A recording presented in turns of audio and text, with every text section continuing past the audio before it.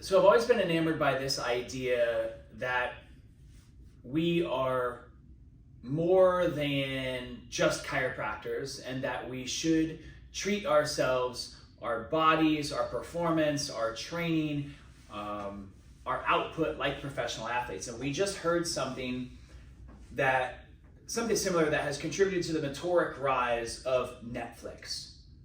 Can you share? Yeah, so they talked about how initially when their company started, they, like many other companies, treated their employees, treated their staff like family, and that it's common in the workplace to use that sort of analogy, and the reference that they use was that, historically, especially as America has grown, that small business being a backbone of the United States economy have been largely family-based businesses. And so when you bring someone outside into your family, that's literally what it was. And so what they advocated for, though, was that if you treated everyone like family, there's a lot of people and behaviors in your family that you'll tolerate because you're a family. And if you really want to dominate your space and be the true leader, right? If you permit it, you promote it, right? Like something we've talked about often. And so they look at it much more like a professional sports team rather than a family, where you want to have A players. Those A players have skin in the game and they have tight-knit relationships, but that everyone's playing to win. But those A players play with everybody else. They have synergies. They have connections with everybody else, like a family would. But it sounds like it's the expectation to produce on the field, right? Yeah, and it's the idea, the notion that every day is an audition, right? Like every at bat is an opportunity to prove yourself. Well, you've said this before, that if you take a professional sports team analogy, that you have to continue to train, you have to continue to be the best athlete because... Yeah. I think that we operate in that way. Like there's an immense amount of training before we are ever out on the field. So for instance, like we do an immense amount of training and scripting, role playing before we're ever face to face with a patient, so that we know it's going to be a positive interaction. But a young athlete coming up, Mm-hmm. a lot of potential, but they might not be there yet. What are they doing to catch up, to be the best? Working hard. Grinding.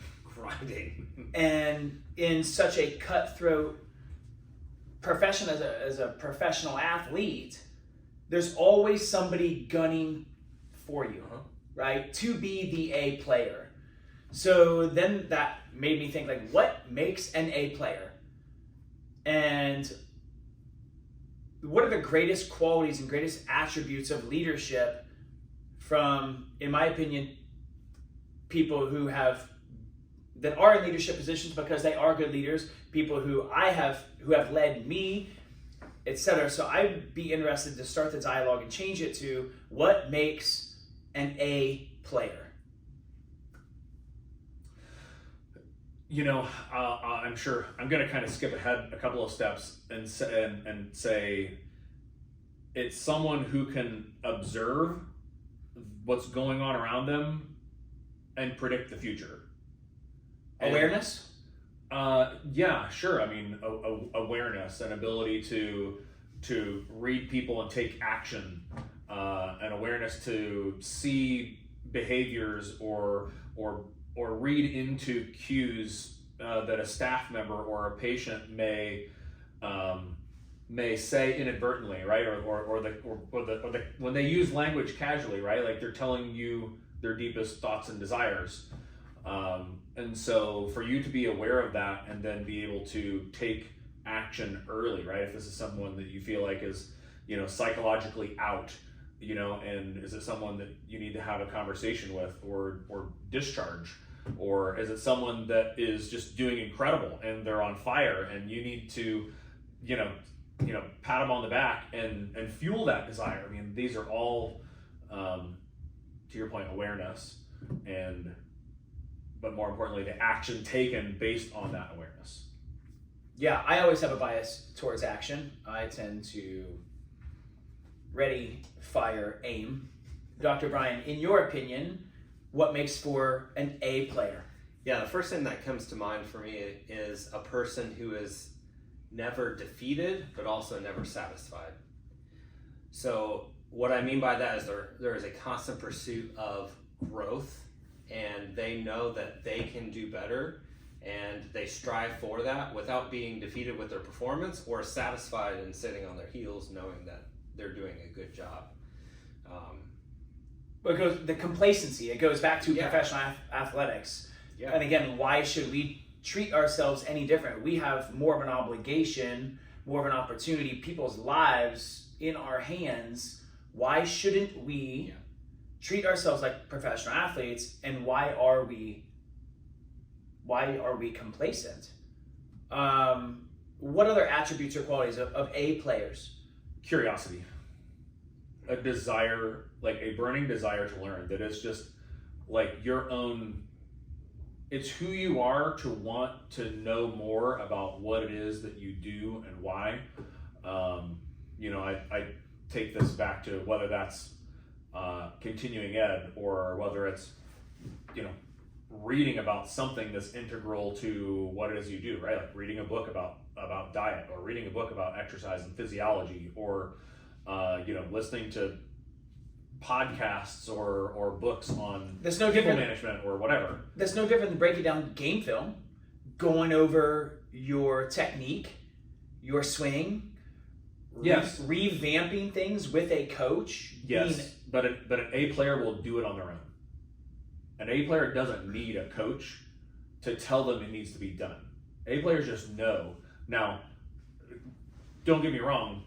Obviously, someone who is coached, right, has a greater chance of success. Yes, but they're going to take what the coach says and run, not hesitate. So back to the bias for action combined with complacency, those are opposites, polar opposites of each other. Can you think of anything else stands out? Yeah, ownership. Knowing that I have control of not just myself, but others in my circle.